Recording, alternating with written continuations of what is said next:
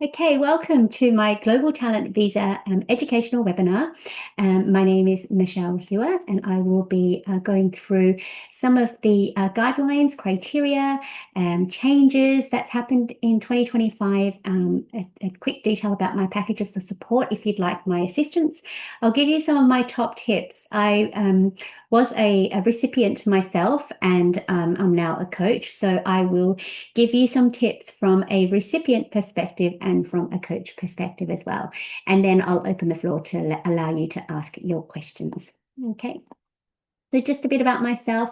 My name is Michelle Hewer. I'm Vietnamese by background, and I have an Australian, British, and Irish citizen. So I've been through lots of visa processes, but it's great to have a dual citizen with Australia, England, and Ireland.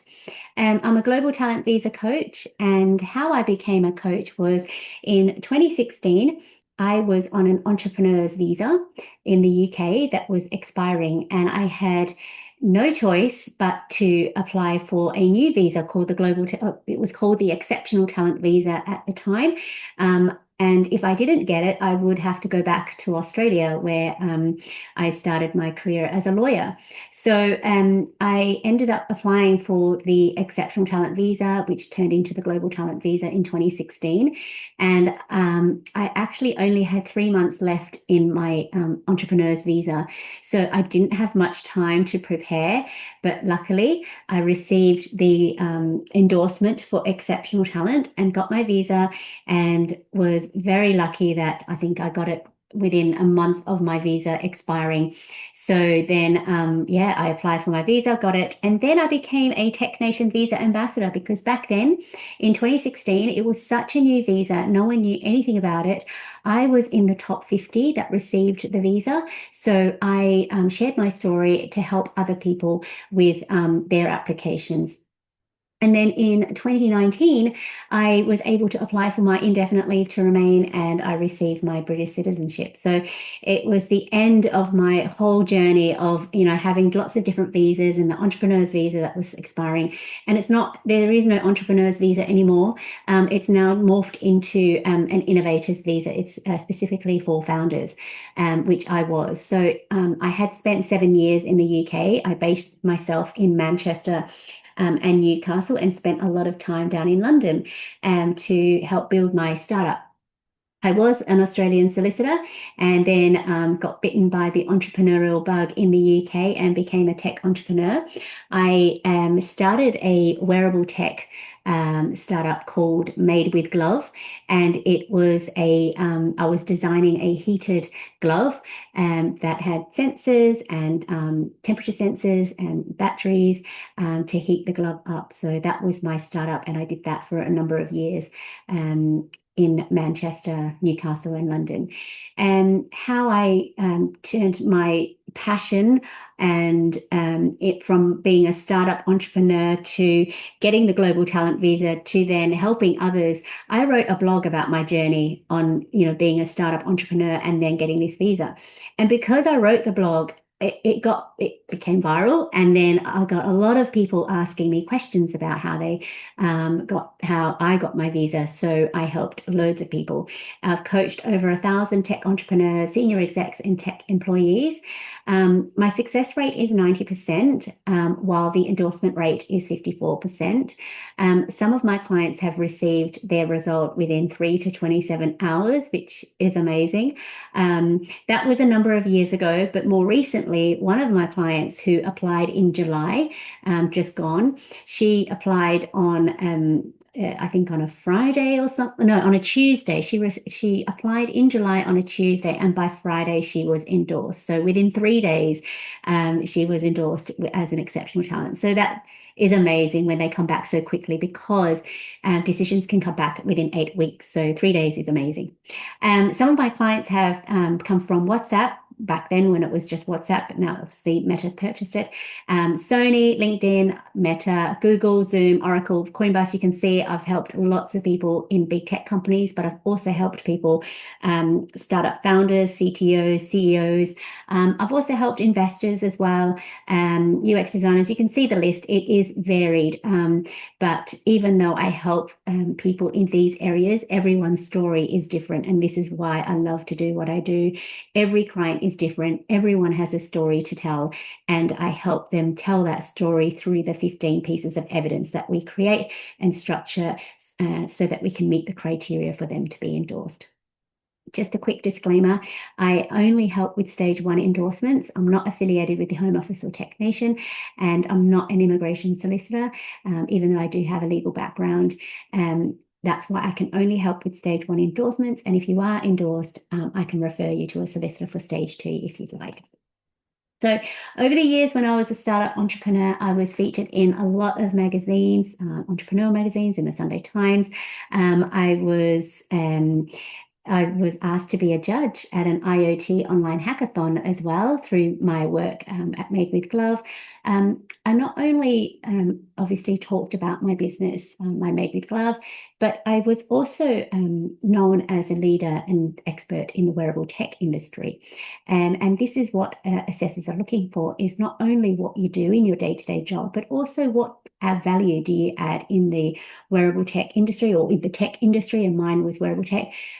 I also founded or co-founded a women in tech organization called Women of Wearables, and that is still going on to this day, which I'm so proud of. But I did exit from that organization, but it's still going strong, and that is the legacy that I leave as well, even though I do this now. But it's just amazing that the impact that I've made and reached so many people. This is what the assessors are looking for, is what is your leadership in the industry, what is your impact, and how do you contribute to the tech sector in your own country, or obviously if you are living in the UK as well.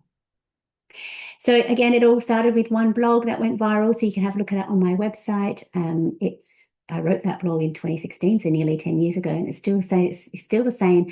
The criteria has changed a little bit in that it's just moved around, but it's roughly the same as when I applied. So it's been interesting doing this for the last 10 years because I can see the changes over the years, some minor, some major, but I'll go through some of the more recent changes in a sec. So because I've been doing this for 10 years, I've always been doing it online because obviously I have people from all over the world wanting to ask questions, and specifically during COVID when, the whole world was shut down. So it got very busy around then, but I had never met my clients face to face, which is quite interesting. We live in a global world now. Everyone is everywhere, but only just last year I decided to host events to meet some of my successful clients that have gone on to do amazing things. And it was so lovely to meet them in person and to just give them a big hug and say congratulations and to celebrate with them, because no one knows how hard this process is until you go through it yourself. And one of my clients there at the time, met everyone, and just really there was an understanding and a commonality. And she said we're all trauma bonded, because this process is so challenging and so overwhelming that it was really nice for everyone to meet everyone and share their stories and just, have our own little alumni. So you may join mine if I do help you, and you can certainly join it. Otherwise, there is a bigger Tech Nation Visa alumni as well. So just quickly, some of the updates just in 2025. So in January this year, there were some minor changes to the guidelines and criteria. So I'll go through some of those in a sec as I go through each of the criteria. Now, the 12th of May, 2025, Immigration White Paper was launched. That kind of sent a lot of people into a bit of a panic, especially for people who are on skilled worker visas who, their route to settlement could go from 5 to 10 years. Everyone was really worried about the global talent visa, but there is a specific mention about the global talent visa in the immigration white paper, which states that, the government is still looking for people with exceptional talent, and they're hoping, obviously, to uphold that and also endorse more people. Anyone who's exceptionally talented in the digital tech sector definitely should apply, and it's looking good for the Global Talent Visa program. On the 28th of May, shortly after that, Tech Nation announced that it would continue to be the endorsing body for the next 3 years. Since it announced its closure a few years ago, Founders Forum bought it out, took over it, but then obviously there was an issue about who the endorsing body would be for the next few years. So there was a tender process, and it's now confirmed that Tech Nation will continue to be the endorsing body, which they should. They've been doing it since it started in 2014, and they've been doing a great job at it. So there's no reason for them not to continue. So that's been confirmed. Now, just last weekend or on Monday, the process for stage 1 endorsement applications has just changed. So basically, prior to that, there were 2 steps in the stage 1 application process. First of all, you had to pay online at the Home Office, then you go into the Tech Nation portal to upload your documents. But now it's one step. You just pay and upload in the one online form. So that's the only difference. So they're the only changes, and hopefully there won't be any more changes soon. But look, if it does, I will let you know. They do announce it on their website. So far, those are the changes this year. So what is the Global Talent Visa? It used to be called the Exceptional Talent Visa. It's now called the Global Talent Visa. It's a special visa that was introduced to allow highly skilled entrepreneurs and talent in digital tech the ability to apply for the right to live and work in the UK for up to 5 years. And the great thing is it is a route to settlement, which is why it's so popular. It's a 2-stage process, so you have to be endorsed by Tech Nation. And then by meeting the strict criteria, which I'll go through, and then if you do meet the strict criteria and you are endorsed, then you can apply for the visa. So stage 1 endorsement is not a visa application. It's only if you are endorsed that you can then apply for the visa. And it is more than a job application, even though they do ask you questions and the criteria. Some of it is around the job that you do, but it also looks at your impact and leadership within the tech industry, not just within the job that you do. So that's why it's more than a job application. And there's a hashtag Tech Nation Visa that you might recognize or see. It's because the Global Talent Visa is an umbrella visa, and there are different endorsing bodies for different sectors. So, for example, there's fashion, architecture, engineering, arts. What else? I can't remember what else, but there are those other sectors, and they have their own endorsing bodies. Then there's the tech one, the digital and Tech Nation is the endorsing body for that. So that's why they distinguish it by putting the Tech Nation visa. The benefits of the Global Talent Visa is it gives you the freedom and flexibility to live and work in the UK for up to 5 years. You can apply for indefinite leave to remain and then British citizenship, which, as you can see, I'm a testament to that. I did that and I've got it. You can also apply for your passport if you want. You can bring your dependents with you, which is great. You can register a UK limited company, which is important for especially students that I help who are on a student visa, and they can't, if they're looking at starting their own company, they're limited on a student visa. I think they were telling me that they were limited to working only up to 20 hours a week, and they can't start a limited company because the visa restricts them. But once they transfer over to the Global Talent, then all of a sudden they don't have any of these restrictions anymore. You can also work for a tech company without the need for company sponsorship. So I help a lot of people who are on a skilled worker visa in the UK, and for whatever reason, they've gone past their 3 years, or they just don't really want to work there anymore, but they want the freedom and flexibility to work anywhere else. They apply for the Global Talent. So the great thing is that if you're on a skilled worker visa, time in the UK under that visa counts towards your Global Talent, which counts for your ILR application. It's also attached to you. So this is really important.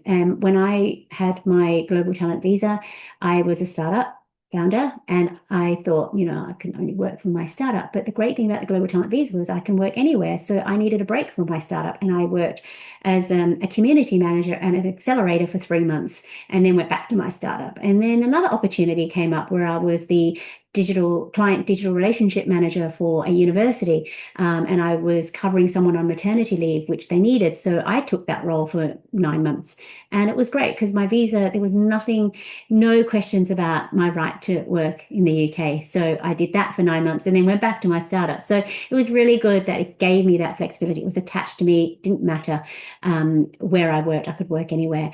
And it is quite cost effective in that the stage 1 application process is in the hundreds. It's only when you are endorsed and you know that, obviously you're applying for the Global Talent Visa, that's when the fees are a little bit higher, only because of the NHS, the Immigration Health Surcharge fee, but the actual application fee is not that much. I'll go through that in a sec. The real benefits of the Global Talent Visa, even though, we see the benefits, it's freedom, flexibility and all that, you can live and work in the UK. But aside from that, there's so many benefits that I received and also my clients now receive, is it gives them the credibility that they deserve, because they're telling the story to the assessor about all their achievements in their jobs in the tech sector as well. And if Tech Nation, a government body, a tech body that's endorsed them as an exceptional, talented leader, then that gives you amazing credibility. It gives you confidence as well that, you've been endorsed as a leader so that you can stay in the UK, but also the ability to apply for an indefinite leave to remain and settlement, that you can stay. My clients have received numerous promotions. Some have received like 3 or 4 promotions within like 2 years of receiving the Global Talent Visa, because, they can see that they're more settled and they can go for these promotions because they know that, Tech Nation has endorsed them, given them the credibility. It also gives them the confidence to go for these promotions now. They don't have to rely on their company to sponsor them and to, because you always feel like you're on the back foot when you are being sponsored, that you are indebted to the company and, they're giving you this visa to stay here. But once you've got the Global Talent Visa, I'm sorry, but all gloves are off. You have the freedom, you have the flexibility, you can go for promotion, go for another job. So you're a bit more confident. You can also negotiate your salary. They don't need to give you a visa, so you can ask hard for a salary increase, otherwise you're off. And it gives you more opportunities. You can look at things that you weren't able to before. You also become a role model for those from your own countries. So it's interesting because when I work with clients who are from certain countries, all of a sudden their friends start contacting me. So it's really interesting. They introduce their network to me, and because they're proof that they were successful.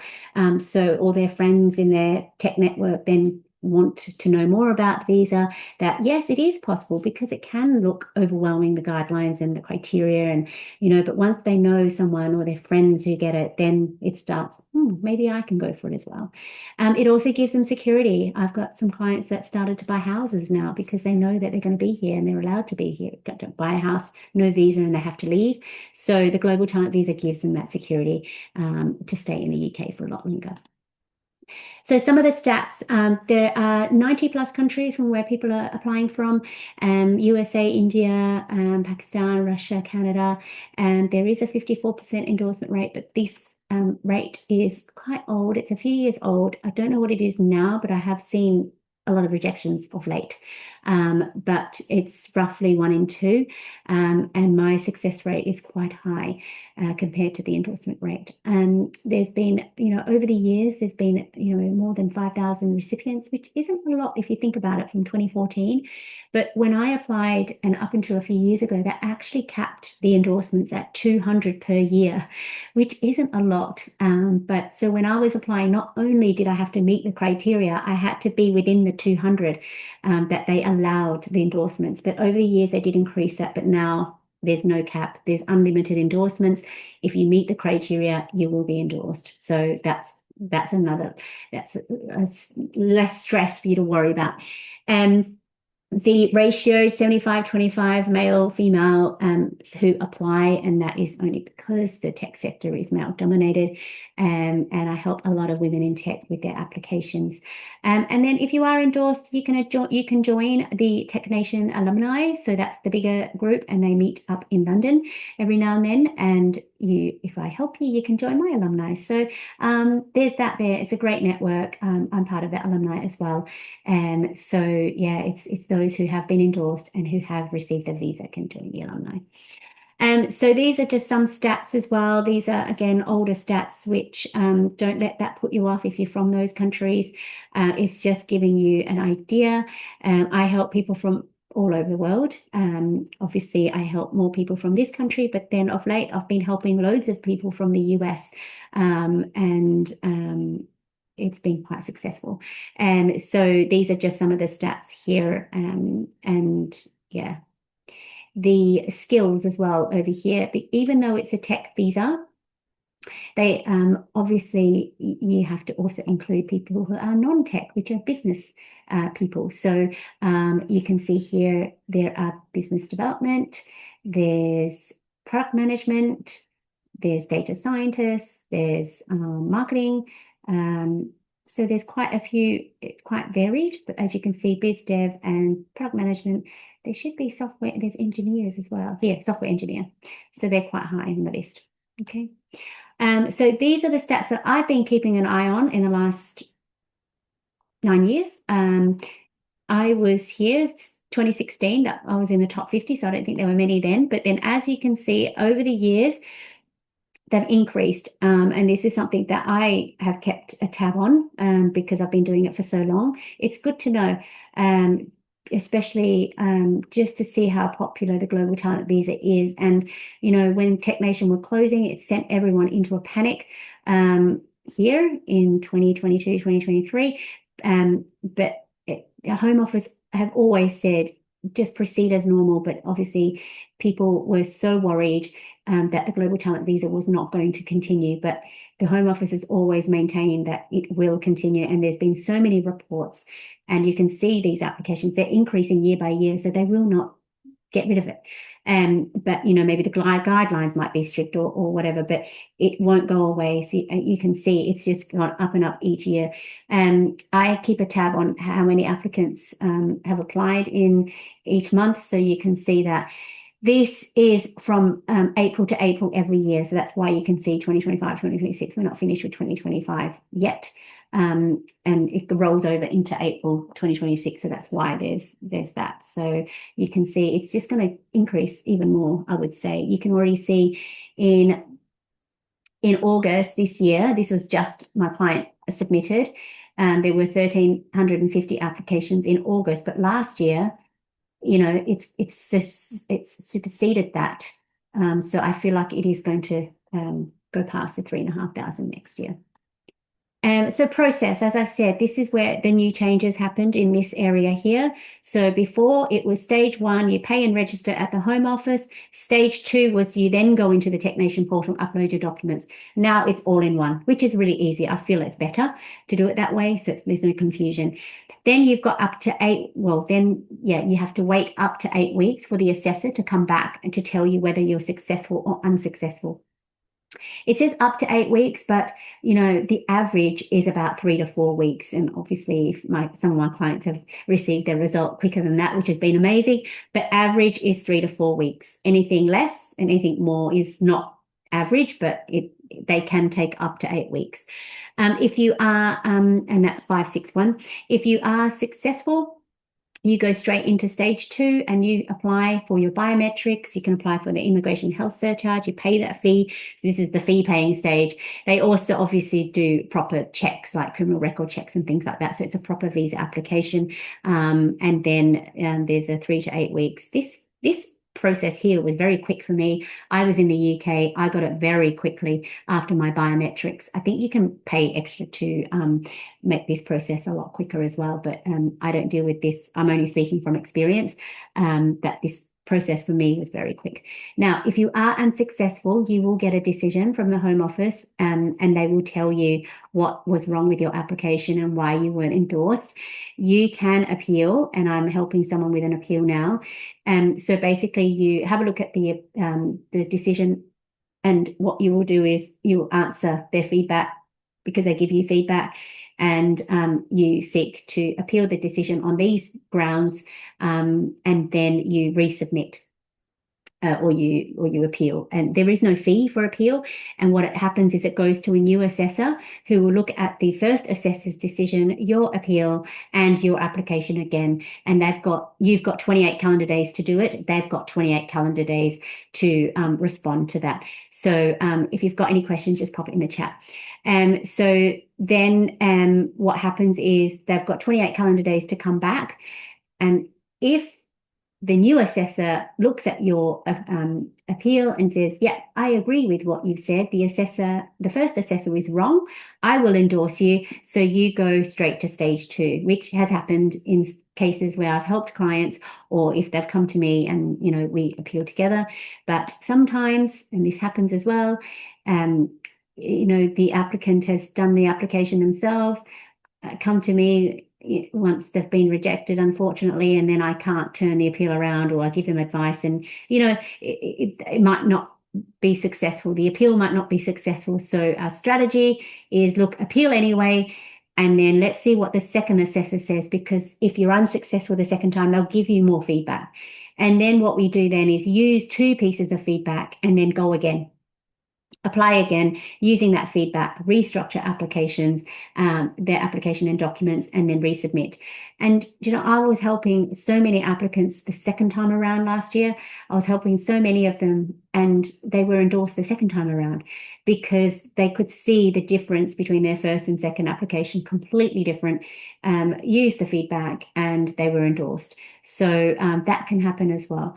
I mean, my advice is to get help first time around, because it is such a long process. Is you want to do it right the first time. I did my own the first time and I got it the first time, but if I didn't get it, I don't know if I'd have the energy to do it around the second time. But look, it just depends how much you want it, and it depends how much help you get and support. So if you didn't get support the first time around, definitely get support the second time around, because it always helps to have a fresh pair of eyes to help you, and you might miss things that you shouldn't have missed in the first time. So that's the process. So eligibility is, as I said, you have people with technical skills and business skills. So anything to do with growing, leading a company in marketing, potentially investment, scaling companies, that would be considered business. But then obviously if you've got technical skills, you'd be eligible. Okay, so now this is where this can get quite confusing. I want to go through this. So eligibility is one thing, meeting the criteria is a whole nother thing. Okay, so just because you're eligible, you might not be able to meet the criteria, and that happens. So anyone who's technical, you can work for a technical or non-technical company. That's eligibility. If you are non-technical, so if you're a business applicant, you have to be from a technical organization. And if you're a non-technical applicant and you're working for a non-technical organization, you're not eligible. So they really want you to work for a technical organization if you're business, but if you're technical, it can be either. Okay. Now, those who definitely aren't eligible are those who are in outsourcing or consultancy related roles. So I get questions about people from TCS, Tata, Wipro, PwC, KPMG, Infosys. Those types of companies are consultancies, and unfortunately, they're ineligible. Anyone who is a junior investor, less than 25 mil investment, not eligible. Anyone who has a business skill and works for an agency, unfortunately not eligible. So here, such as agencies, outsourced marketing firms. So you'd have to be working for a product-led digital technology company in order to be eligible if you're a business person. So there's 2 categories in which you can apply. You can be asked for an exceptional talent. If you are a candidate, an exceptional talent candidate, or a promise candidate, there is a difference. If you have more than 5 years experience and you're later in your career and you can prove your leadership through skills achievements and you're senior in your role, you should be going for talent. If you have less than 5 years experience, you're early in your career and you can prove your potential to be a leader through your skills and achievements, you go for promise, and that's for students and graduates and juniors. Now, some people have asked me, I've got more than 5 years experience, but I don't have any leadership type examples. Can I go for promise? Well, no, because the guidelines are pretty clear in that if you're more than 5 years experience, you should be here. So you should go for talent. But sometimes my client has gone for talent, but the assessors have deemed them as promise, which is fine, but that's the assessor's decision, but you should really go for if you've got more than 5 years experience. The danger is, if my client had more than 5 years experience and they go for promise, the assessor will be like, no, you're not a promise candidate because you've got more than 5 years experience. You should be going under talent, and we're going to assess you under talent.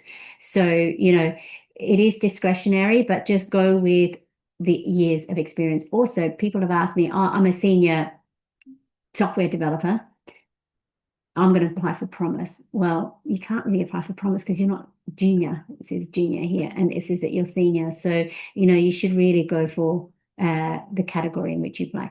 The difference is if you go for a talent and you are endorsed with talent, in 3 years, you can apply for indefinite leave to remain. If you apply for promise, you have to wait 5 years before you get your indefinite leave to remain, or you can apply for indefinite leave to remain. The difference is in 2 years. Okay. And if you apply for talent and you get promise, you can't appeal and try and get talent. That's in the guideline. That's a big no. So you either have to accept it or not. My advice is to accept it. Yes, you have to stay for another 2 years, but look, they've given it to you, and you can't appeal it, so you can only accept it. Now, the definition of a product-led digital technology company is really important, especially when you're gathering your evidence for each of the criteria that you're applying for. It says that you must be a founder, an employee, or senior exec of a product-led digital technology company. And what that means is it's defined as a business that provides a proprietary, so it's developed and it owns its service, product, platform, hardware as their primary revenue source. Some companies have a consulting arm to their business as well as their product arm. But the assessors want to make sure that the primary revenue source is from your product arm, not from your consultancy, because then you'd be considered a consultancy, not product-led. Okay, so just be mindful of that. I always, when I ask my clients, where do they work and where have they worked, I'm interested in, did they work for companies that develop products? And that's the true test. So documents, you've got 15 documents you need to produce. Everyone has to do their CV, a personal statement, and 3 letters of recommendations by experts in the field.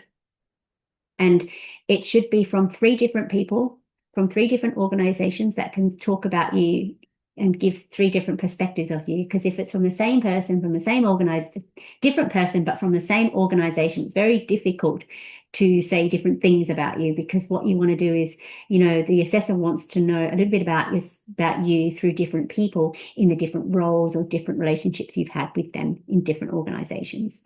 Then you need to produce 10 documents, okay, through choosing the mandatory and optional criteria. The mandatory, obviously, you have to choose. So there's 4 optional criteria and you choose 2, and the mandatory criteria you have to choose. So there's 3 out of 5 criteria you have to choose. So these are the criteria. You go for talent or promise, so you just pick one or the other. And mandatory is leadership. So you need, out of all these criteria, 3 criteria, you need to produce 10 documents. So I would say about 3 pieces of evidence or 3 documents against each criteria, which is 9 documents. And then the 10th document, you'll just put it against a criteria that you've already chosen. So say, for example, 4 pieces of evidence under mandatory criteria and 3 pieces of evidence under the other 2 criteria. 3 plus 3, 6 plus 4 is 10. Okay. So there's the 4 optional criteria. You choose innovation, proof of recognition for work outside of your immediate occupation that advances the tech sector. OC3 is significant contributions, either technical, commercial, entrepreneurial contributions to the field as an employee of a product-led digital technology company. So this is your impact to the industry. And the 4th one is your academic contributions. A lot of people, I chose OC4, but a lot of people choose either the top 3. Okay, so 2 out of the top 3 there. And then you have to choose the mandatory criteria. So what's the leadership criteria? You have to choose this. Basically, you need to show that you have been recognized as a leading or potential talent in the digital technology sector. You need to show that you're a leader of exceptional talent or promise, and you have to show extraordinary ability by sustained or emerging national or international recognition in your field. And you have to be able to demonstrate a level of expertise or emerging expertise. So these are promise words, and these are leadership, talent words, which places them at the forefront of their respective field in the digital technology sector. It might sound a bit overwhelming and a bit intimidating, but you need to look at where you look. I mean, the first thing I do is ask my clients, have you Googled yourself? Because if Google is finding you, you can see where you are publicly. Are you a leading industry expert? Is Google finding you, finding what you're doing, other than your day-to-day job? Do you have any thought leadership in the field, in your field? So these are some examples of leadership, which is all in the guidelines. Do you have organizational product and thought leadership? If you have any marketing and business development skills, can you show it through revenue, customer growth, or commercial success? Do you work on any open source projects like GitHub, Substack, Stack Overflow? Have you got any industry awards, not internal company awards, but industry awards? And if you don't, this is one thing that I ask my clients is, okay, if you don't have any, don't let that stop you. Why don't you have a look at whether you can nominate yourself or have someone within your network nominate you for any industry awards? And the next thing I get from clients is, why would I win an award? Who would choose me? Well, if you don't enter, you're not putting yourself out there to win. So you're already shooting yourself in the foot if you don't apply, because if you do apply, you never know what's going to happen. I've coached so many clients and I've pushed them to enter awards and they reluctantly do it. However, they get nominated, they get shortlisted, and some of them have won. So, you just never know. And I was big on this when I was an entrepreneur. It looks intimidating. Again, it looks intimidating, but if you don't try, you're not going to give yourself that opportunity. And I've won many awards and I've been nominated and shortlisted for many awards because I put myself out there, and you should do as well, definitely, if you want to succeed in this process. Any speaking engagements, and not just through your own to promote your own company that you work for, but speaking engagements to the industry about your own thought leadership in the space. Have you published in any major trade publications? This high salary is in the guidelines, but just be careful, because if you want to submit your high salary, you have to choose the OC2 criteria, which I'll go through next. So I have issues about the high salary, and just in a nutshell, I don't like to use high salary as evidence of leadership. I will if I choose the OC2 criteria. If you've been a panel speaker, are you a judge? Or have you been a judge? I mean, I was a judge for an IoT hackathon that was an online one, but they contacted me because they could see I was doing things in the space, and they asked me to be a judge. And you can also, if you have any networks, you can apply to be a judge and things like that. So don't let these intimidate you and overwhelm you. There are always ways to get them. And you have to show a bit of proactivity and initiative. And if you've been involved in any large technology-led initiatives, that would be helpful. Self-published articles are not accepted, so that's a new change. LinkedIn, Medium, Substack, I think, is another one. The other one was Stack Overflow, was the open source. But yeah, so anything that you've published yourself on your own platform, for the purposes of the Global Talent Visa, it's not admissible. However, to build your brand, it helps.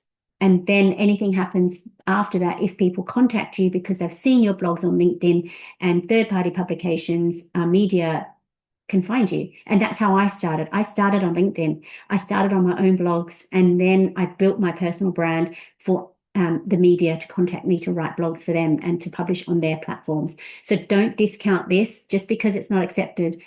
Still do it, because you never know what's going to happen in the future.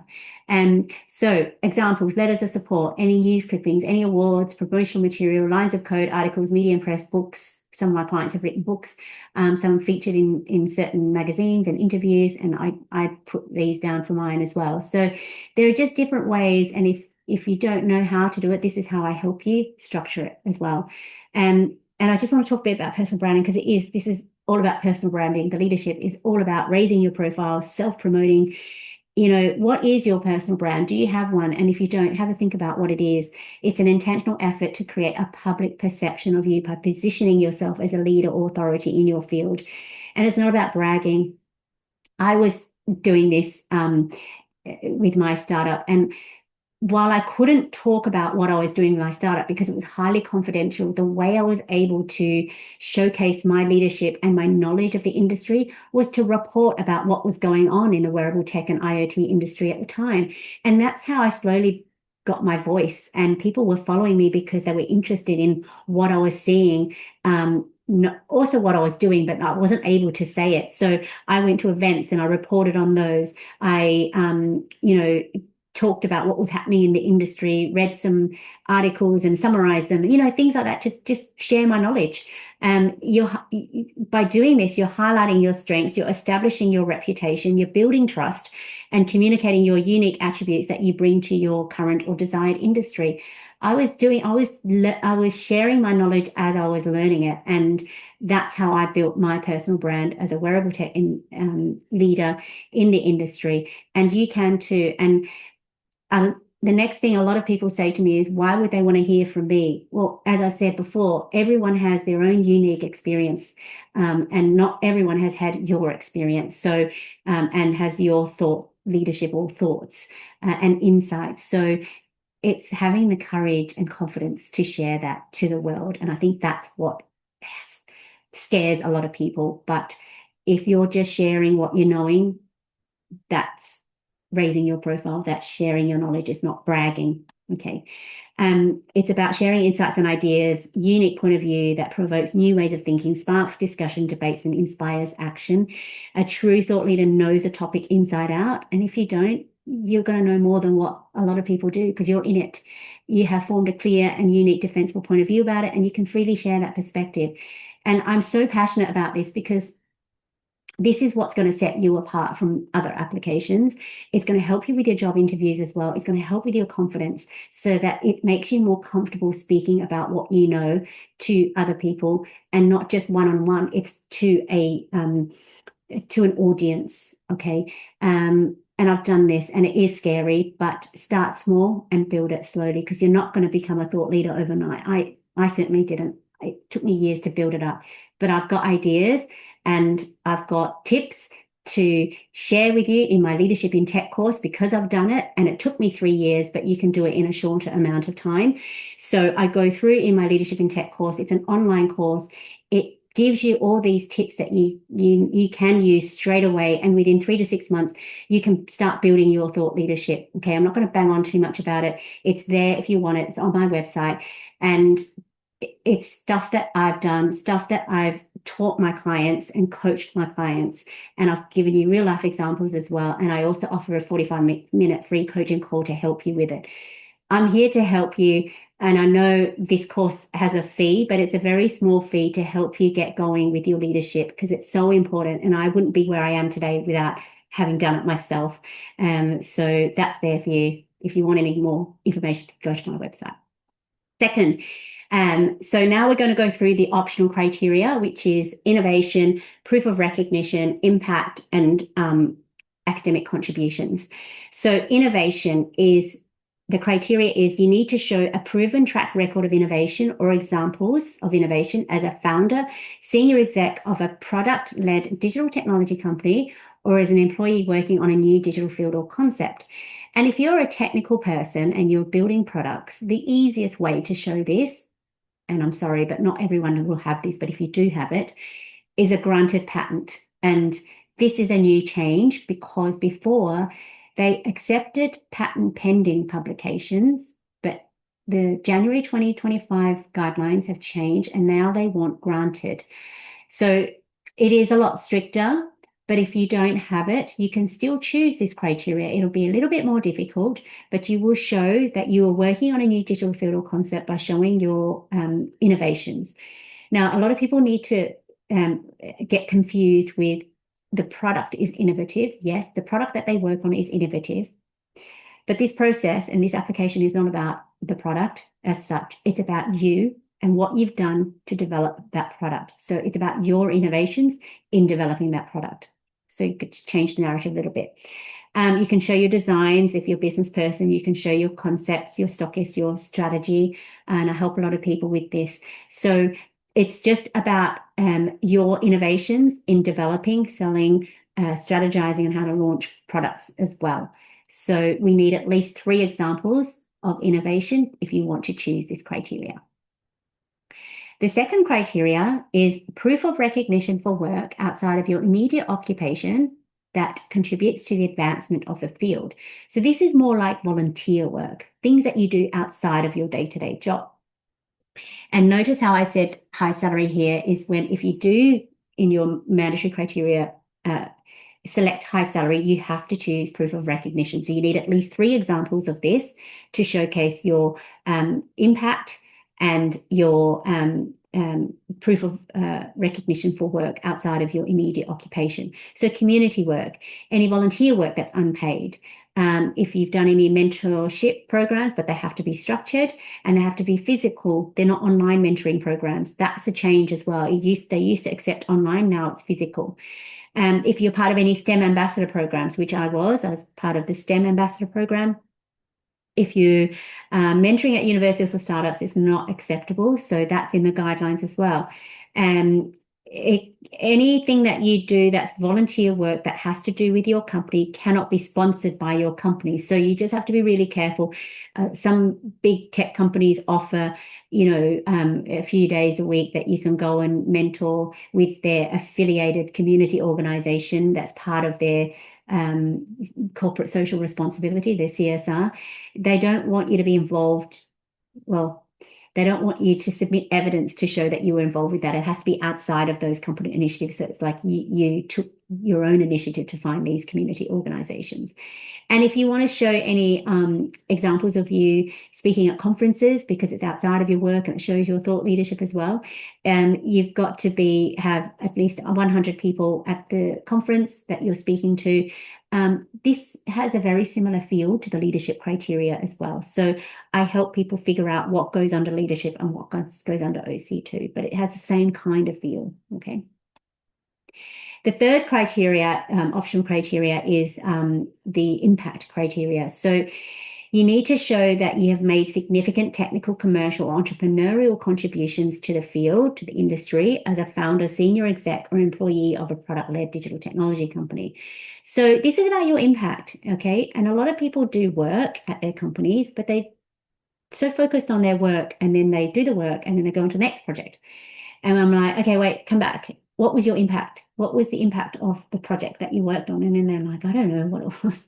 So I make them go back and really look at, okay, what happened to that product? Like, where did it go? Is it still in existence? How much money did it make for the company? And we really dissect what was your impact, because this is the impact criteria. Metrics, we need revenue. We need any independent evidence. Was it featured in a review, a product review about how great it was or not? Obviously, we want to showcase how great it was. Can you link your work to the product publicly? I'd like to see that if it's published anywhere. Also, if you're talking about the product, talk about it saying that you did this, like I did this and I did that. I led the team to create this product, instead of we, because a lot of my clients who I speak to start saying we, and I'm like, I don't know who we is, but I'm more interested in what you did, because obviously you're used to talking as a team, but this application is about you, not about your team. And the reason I say this is because assessors have come back and said, we don't know if the applicant actually did this work, because they've used the word we. We don't know, so we're not endorsing. So please do use the word I throughout your application. Any company awards that's been won because of the work that you've done, any fundraising that you've been involved with, any publicly available information that connects you to your work for your company. That's impact, that you can show impact for. And the final criteria is academic contributions. Not everyone chooses this. People who are in the research field choose this. So you can demonstrate exceptional ability or examples in the field by academic contributions through research published or endorsed by an expert. So if you've got any published journals, R&D grants, innovation vouchers, academic research, and letters of support from professors. Now, people who've done their master's and PhD and they want to put their thesis in there, no, they can't, because they did the master's or the PhD to get the degree in that. But if they then use that to publish in certain credible publications in journals, then that's one step further than degree that you're receiving because of that thesis. So yeah, only if it's been published that I will accept it, or if the assessors will accept it. But if it's part of your degree that you're doing it for, then no, you can't submit that. Okay, there's the criteria. Just quickly about the changes, the new changes. Letters of recommendation, you have to provide 3 letters of recommendation from 3 different people. That used to say senior members of their organizations, but now they want established experts. What does an established expert mean? And the first thing I say is, are they Googleable? What does Google say about them? Does it show that they speak at events? And, just because they're C-suite in their own company doesn't mean that they're an expert in the industry. They need to do, something more. They need to be a thought leader in the field. They need to showcase that they have a public profile as well. And each letter must provide different examples to show your achievements in the tech sector. So that's the difference. Now, another thing that I get a lot of people do is they use ChatGPT, which, is fine if you've got a block, but in terms of producing any evidence and writing things, try not to use ChatGPT, because I've seen feedback that says, this applicant appears to have used ChatGPT and it has affected the credibility of their application. And usually they're not endorsed. So please be careful. I mean, I know when you get a mental block, you want to use ChatGPT, and that's fine, but please try not to use it in your, when you're writing content for your application. I don't use ChatGPT in any of it. I think, and I've read applications that have used it, and you can tell that ChatGPT uses certain words. And when I see it, I'm like, did ChatGPT write this? And they said yes. So, please just be careful. Translations. This is a change, which is great. Translations used to form part of the 3 pages that you submit, but now it's outside of the 3 pages, because if you're in your own country, and I've had so many people with different documents that needed to be translated, and the biggest challenge is trying to squeeze it all in 3 pages, but now you can have 3-page translation with your 3-page document, which is great. So you can submit 6 pages. And any exceptional promise candidates, some of them have internships, so that won't be considered as part of your years of experience. So, for example, if you have 5 years experience all in, including your internship, and then you're deciding, will I go for talent or promise? But part of it was your internship, and maybe you spent a year doing internship roles, then that's not included, which means you have 4 years experience, which means you, yes, definitely go under promise category. You don't have to go under the harder talent category. So that is good. I find this change is good change. Any links that relate to your evidence should be sourced. Any screenshots that relate to your evidence should be sourced through a link, but don't put just links in your application, because the assessors are not going to click on links. Only put in links after you've screenshotted the evidence, so that you're sourcing where that screenshot or image comes from. Okay. And again, 3-page limit. Don't squeeze like 10 pages into 3, because that they know that that's not right, and they won't endorse you because of that. So those are just the minor changes that happened in January. I know it's a lot. I've given you so much detail already. I've got a YouTube video about those changes if you want to watch it. So that's a half-an-hour video there. And my top tips that I've gathered over the years, you might not see this, but I use this opportunity when I work with my clients, especially when I'm working on 15 pieces of evidence. And that's a lot. I mean, a lot of people said it's their PhD of their career, which it is. But this is your chance to tell your unique story through each of the pieces of evidence that you create. Okay. And this is what I try to help with my clients. It's every piece of evidence tells a story. Okay. Take the assessor on a journey, because they're reading all in. It's going to be about 80 pages, and it is a lot for someone to read. And make it interesting, make it as visually appealing as possible, okay? And make it so that someone can follow the story. Otherwise, they're not going to be interested. If it's all over the place, which I've read so many applications that are all over the place, I don't even want to read it. And I'm only reading it because, unfortunately, they've not been endorsed. The assessor has not endorsed it, and I've been asked to help, and I read it and I'm like, I kind of understand why they weren't endorsed, because already it's a mess, and it's just so hard to follow what's going on. This is also about your tech network is your net worth. The people that you know are going to support you through their letters, and you have to have good relationships with them. And it's a good way to reconnect with your network. I've had a lot of clients not have spoken to their old managers or bosses or whatever for a few years, and this process makes them go back and catch up with them. And it's really nice to see that connections are re-established through this process, and I really like seeing that. But just bear that in mind to keep maintaining your network and your relationships. This process is about self-promotion.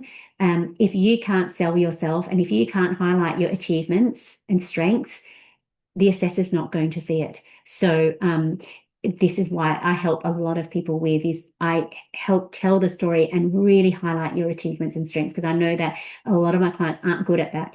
But, it's not my application anymore, it's yours. And my job is to build you up and to highlight everything to make it as strong as possible.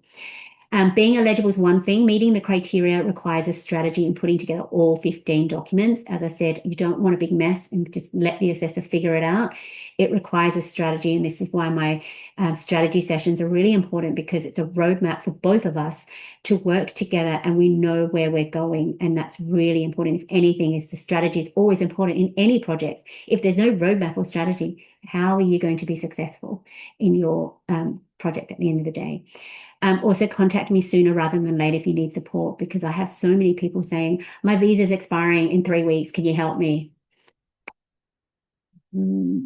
Sometimes no, because there's not enough time. So please do. I mean, I'm a good case, because I left it 3 months, and even then I was pushing it, and I got it like a few weeks before my visa expired. But that was on me. I didn't push that challenge and pressure onto someone else. So please do look at the time, work backwards. If your visa is expiring in 6 to 12 months, contact me. In 12 months is please contact me, because it does take time. You have to also set aside time if you are rejected, if you are unsuccessful. We need more time to deal with that. Check the change log for any updates, and don't assume the assessor knows anything. Assessors don't click on links. They also assess you, but they also assess your experts as well. So that's why we need them to be highly credible. I help with all these questions: eligibility, how do they present the documents, what is relevant, who can be my experts, how do I show my innovations, my impact, how do I show I'm an exceptional leader, where do I start, I've got an unsuccessful decision, should I appeal? And I help with all that. I've been through that myself, but also I help so many people with it, with their applications. I mean, I haven't been through the appeal, but I've seen enough to know how disappointing it is, but hopefully I can help you turn it around. My website has a lot of information, so please do go have a look at it. If you haven't filled out my eligibility questionnaire, please do, and I can assess your eligibility for the Global Talent Visa. These are some of my packages of support. So I've got some online courses. So I've got my leadership in tech course and my membership area, which has templates and things like that. So if you want to have a look at those, you can, and they're a smaller investment. But if you want my support, my strategy session is the best place to start. It's a 2.5-hour session, and we deep dive into your career in the last 5, 7, 10 years, depending on how long you've been in the tech sector. And it is a really good chance to look at where you are currently at, to figure out who your experts are going to be, what criteria are we going to choose, what documents would you have, what your experts are going to say about you, and really put that strategy in place and get your evidence to tell what story you want them to tell. So at the end of it, you will get a roadmap of what your application could look like. Then you can upgrade to my review or my bespoke coaching package. My review package is part support, so you do a lot of the heavy lifting, and I will go in and check with you. I'll make comments, and I basically act as the assessor. But I go one step further, and that is how I'll help you how to improve your application, rather than saying this is wrong, this is wrong. But I will look at it from assessor's perspective, and then I will say, well, okay, these are the comments I'm going to make for the application to make it stronger. Now, with my premium coaching package, it's one-to-one support. Every week we have meetings, and I will help you with your documents, your 15 documents, to make sure it's all cohesive, it's structured, it looks good, it tells a story, and the overriding story, and all the documents kind of interlink, and they again tell a story. I can't emphasize this enough, but it's storytelling, because someone's reading this and you have to take them on a journey, on your journey of why you deserve to be in the UK, because of all the things that you've achieved in the last 5 years, and then what you will achieve in the UK if you do get the endorsement and the visa. And then I also help with appeals as well, which unfortunately I have to. But getting an unsuccessful decision shouldn't be the end of the world, because I can always discuss and help you see if you can turn it around or resubmit. And as I said, the clients that I've helped resubmit generally are successful. They just didn't know how to structure their evidence and to tell their story in the best way. I do have inspirational webinars as well. I've got one coming up in September, so possibly from America. So please watch out for that. As I said, I've got some really successful clients from America in the last little while. So watch out for that. But then on my website, I've got loads of other clients who've agreed to come on to share their story, and you can see,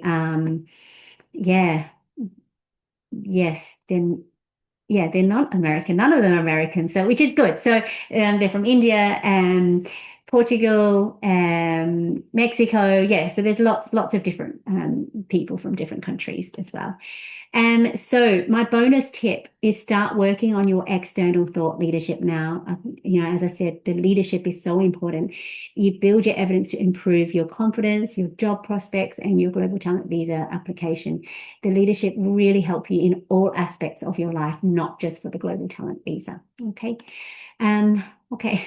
I hope that helps, and I'm really happy that you stuck around, and I've got lots of questions to answer, so I'm going to stop the recording now, and I'll go on to answer the questions.